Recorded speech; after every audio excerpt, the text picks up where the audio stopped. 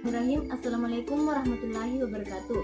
Di sini saya akan mempresentasikan materi saya, yaitu mata kuliah dasar manajemen. Ya, saya bacakan pertanyaannya. 1. Kemukakan apa yang dimaksud dengan perencanaan dan mengapa suatu kegiatan, lembaga, perusahaan perlu membuat perencanaan. Yang kedua, kemukakan alasan utama diperlukan manajemen dalam suatu organisasi atau perusahaan. Yang ketiga, siapa saja yang membutuhkan manajemen dan kemukakan pendapat Anda. Yang keempat, kemukakan dua pendapat ahli manajemen tentang apa saja fungsi-fungsi manajemen. Dan dua pendapat tersebut, pilih salah satunya yang menurut Anda sesuai dengan fungsi manajemen pendidikan dan berikan alasan mengapa Anda memilih pendapat ahli manajemen tersebut. Yang kelima, solusi tentang jawaban nomor 2. Alasan utama manajemen dibutuhkan dalam suatu organisasi atau perusahaan adalah manajemen dibutuhkan untuk mencapai tujuan organisasi dan juga tujuan individu yang ada dalam organisasi tersebut. Semua bentuk organisasi di mana orang-orang bekerja sama mencapai tujuan yang telah ditetapkan membutuhkan manajemen. Diperlukan organisasi agar usaha pencapaian tujuan menjadi lebih mudah.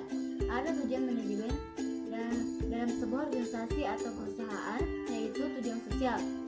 Tujuan sosial manajemen adalah organisasi atau perusahaan bertanggung jawab secara sosial dan etis terhadap keutuhan dan tantangan masyarakat dengan meminimalkan dampak negatifnya. Yang kedua, tujuan organisasional adalah sarana formal yang dibuat untuk membantu organisasi pencapaian tujuannya. Yang ketiga, tujuan fungsional. Tujuan fungsional adalah tujuan untuk mempertahankan kontribusi pada tingkat yang sesuai dengan kebutuhan organisasi. Yang keempat, tujuan individual adalah tujuan pribadi dari tiap anggota atau organisasi perusahaan yang hendak mencapai melalui aktivitas. Ketiga, siapa yang membutuhkan manajemen dan mengapa manajemen perlu? Siapa yang membutuhkan manajemen? Manajemen dibutuhkan oleh semua orang, kelompok ataupun organisasi untuk mengatur, merencanakan segala hal untuk dapat hasil yang baik di kemudian hari. Untuk mencapai tujuan tersebut, manajer perlu menjaga keseimbangan antara tuntutan yang bertentangan dari para pemangku kepentingan organisasi. Mengapa manajemen dibutuhkan? Manajemen dibutuhkan untuk mencapai efisiensi dan efektivitas.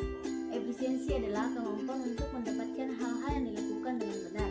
Seorang manajer yang efisien adalah orang yang mendapat output lebih tinggi relatif terhadap input atau tenaga kerja, bahan, uang, mesin, dan waktu. Efektivitas adalah kemampuan untuk memilih tujuan yang paling cocok dan langkah-langkah yang tepat untuk mencapainya. Artinya, manajer yang efektif pilih hal yang benar untuk dilakukan dan metode yang tepat untuk membuat mereka melakukannya. Jadi, terlepas dari manajemen, kita tidak dapat mencapai tujuan yang kita inginkan. Jawaban nomor 4, menurut John F. Dee, yaitu planning, perencanaan, organizing, pengorganisasian, motivasi, controlling, pengawasan. Dan menurut George Carey, mengungkapkan yaitu ada 4 fungsi. Yang pertama planning, fungsi perencanaan. Yang kedua organizing, fungsi pengorganisasian. Yang ketiga exploiting, fungsi pelaksanaan. Dan keempat controlling. Planning yaitu sebagai dasar pemikiran dari tujuan dan fungsional langkah-langkah yang dipakai untuk mencapai tujuan.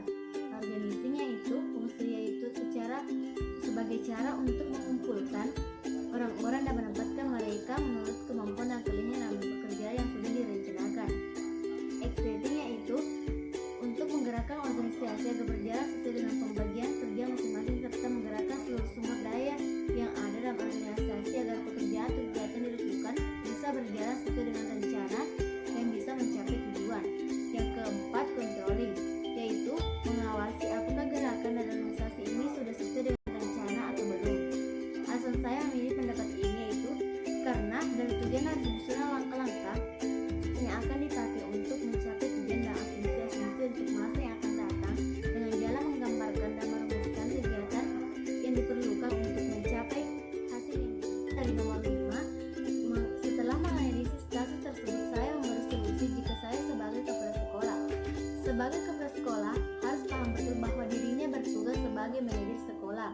Di antaranya harus memahami betul-betul tentang manajemen kurikulum, dan kepala sekolah dalam upaya harus mampu mengembangkan kurikulum dengan kebutuhan dan kemampuannya, memfasilitasi guru untuk mengembangkan standar kompetensi setiap manajemen yang setiap mata pelajaran yang dimampunya, sehingga kepala sekolah dan guru dapat bekerja sama untuk mengembangkan pembelajaran yang lebih efektif.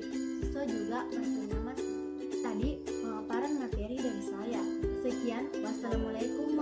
warahmatullahi wabarakatuh.